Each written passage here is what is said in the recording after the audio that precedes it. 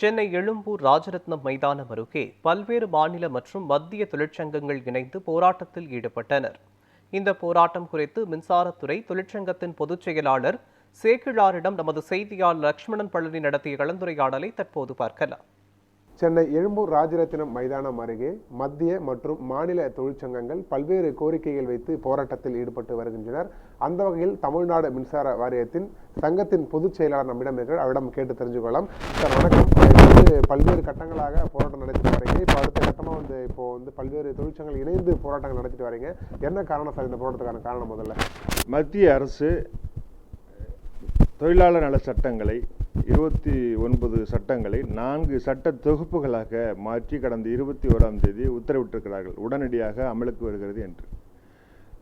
நாட்டில் மிகப்பெரிய கொரோனா இருந்த காலத்தில் 2020, 19, 22 இந்த காலகட்டங்களில் தொழிலாளர்களுக்கு எதிராக எடுத்திருக்கக்கூடிய இந்த நடவடிக்கைகளை ஒருங்கிணைத்து 4 சட்ட தொகுப்புகளாக வெளியிட்டிருக்கிறார்கள். இதன் வழியாக தொழிலாளர்கள் போராடக்கூடிய உரிமை மறுக்கப்பட்டிருக்கிறது. தொழிற்சங்கம் அமைப்பதற்கு குறைந்தபட்சம் ஒரு 100 தொழிலாளர்கள் இருக்க வேண்டும், அல்லது ஒரு நிறுவனத்தில் 10% தொழிலாளர்கள் இருக்க வேண்டும் என்கின்ற புதிய சட்ட விதி திருத்தம் வந்திருக்கிறது.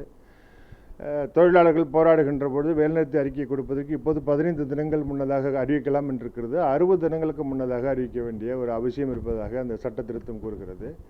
குறைந்தபட்ச ஊதியம் என்பது அமைப்பு சாரா தொழில் ஈடுபட்டவர்களுக்கு மிக குறைவான ஒரு தொகையை வழங்குகிறார்கள். அது 16,000 ரூபாய் அளவிற்கு அல்லது 18,000 ரூபாய் அளவிற்கு சொல்லக்கூடிய நிலை இருக்கிறது. குறைந்தபட்ச ஊதியமும் அவர்கள் நிர்ணயிக்கவில்லை. 18,000 ரூபாய் ஊதியம் பெறக்கூடிய ஒரு தொழிலாளியை அவர்கள் சூப்பர்வைசராக கருதுகிறார்கள். அவர்கள் தொழிலாளி என்கிற அந்தஸ்தில் வரமாட்டார்கள் என்று சொல்லக்கூடிய நிலை இருக்கிறது. ஆகவே தொழிலகத்தில் வேலை செய்யக்கூடியவர்களை நிர்பந்தித்து ஒரு அடிமைத்தன போக்கை உருவாக்குவதற்கான இந்த சட்ட திருத்த மசோதா வந்துவிடும் என்கின்ற ஒரு எண்ணம் இருக்கிறது. இதையெல்லாம் எதிர்த்து தான் இன்றைய தினம் இந்த போராட்டம் நடைபெறுகிறது. தேசம் முழுவதும் இந்த போராட்டம் நடைபெறுகிறது. மத்திய அரசு இந்த சட்ட திருத்தத்தை திரும்ப பெற்றுக்கொள்ள வேண்டும். ஏற்கனவே இருந்திருக்கக்கூடிய உரிமைகள், கூட்டுப்பேர உரிமை, தொழிற்சங்கம் அமைப்பது, தொழிலாளர்களுக்காக போராடுவது போன்றவைகள் இருக்க வேண்டும். குறிப்பாக அமைப்பு சாரா தொழில் ஈடுபட்டவர்களுக்கு இந்த பிஎஃப், இபிஎஃப், இஎஸ்ஐ போன்றவைகளெல்லாம் மிக குறைந்த அளவுக்கு மறுக்கப்பட்டிருக்கிறது. இவைகளெல்லாம் மாற்ற வேண்டும் என்று நான் கருதுகின்றோம். தமிழகத்தில் கூட அனைத்து மத்திய தொழிற்சங்கங்களும் இணைந்து, மாநில தொழிற்சங்கங்களும் விவசாய தொழில் அமைப்புகளும் இணைந்து இந்த போராட்டத்தில் ஈடுபட்டுள்ளார்கள். இப்போ இதனால இந்த மின்சார ஊழியர்களுக்கு சரி, விவசாயிகளுக்கு சரி என்னென்ன பாதிப்பு ஏற்படுதுன்னு நினைக்கிறீங்க சார்? தொழிலாளர்கள் தொழிற்சங்கம் அமைக்கக்கூடிய உரிமை ஒரு பக்கம் மறுக்கப்படுகிறது, போராடக்கூடிய உரிமை மறுக்கப்படுகிறது. அவர்களுக்காக முதலாளிகளுக்கு ஆதரவாக இந்த சட்ட திருத்தம் இருக்கிறது.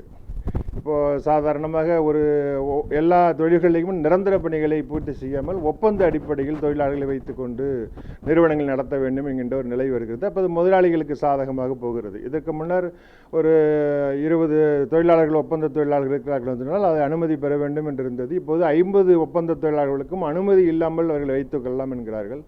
அப்போது ஒப்பந்த முறையிலேயே வைத்துக்கொண்டால் நிரந்தர தொழிலாளர்கள் இருக்க மாட்டார்கள். ஹயர் அண்ட் ஃபயர் என்று சொல்வார்கள். விலைக்கு எடுத்துக்கொள்வது, உடனடியாக அனுப்பிவிடுவது. ஒரு வருடம் பணி செய்தாலே பணிக்கொடை தரப்படும் என்று இந்த சட்ட திருத்தம் சொல்கிறது.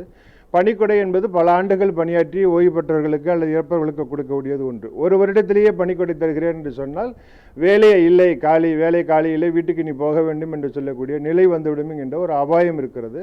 விவசாய தொழிலாளர்களுக்கும் இந்த பாதிப்பு இருக்கிறது. ஏற்கனவே விவசாய சட்ட திருத்த மசோதா ஒன்றிய அரசாங்கம் திரும்ப பெற்றுக்கொள்ளதாக சொன்னது மறைமுகமாக நடைமுறைப்படுத்தி கொண்டிருக்கிறது. விவசாயிகளை பாதிக்கக்கூடிய மின்சார சட்ட திருத்த மசோதா, இந்த தொழிலாளர் நல சட்டங்கள் அடிப்படையாக எல்லோரும் அமைப்பு சார்ந்த தொழில்களை சார்ந்து இன்ன பிற தொழில்களில் ஈடுபட்டிருக்கக்கூடிய விவசாய தொழிலாளர்கள் உட்பட அன்றாடம் உழைத்து பிழைக்கக்கூடிய மக்களுக்கு மிகப்பெரிய ஆபத்தையும் எதிர்ப்பையும் ஒரு அடிமைத்தனத்தையும் கொண்டு போகக்கூடிய நிலையை ஏற்படுத்திவிடும் என்று நாம் அஞ்சுகிறோம். அதனால போராடுகிறோம்.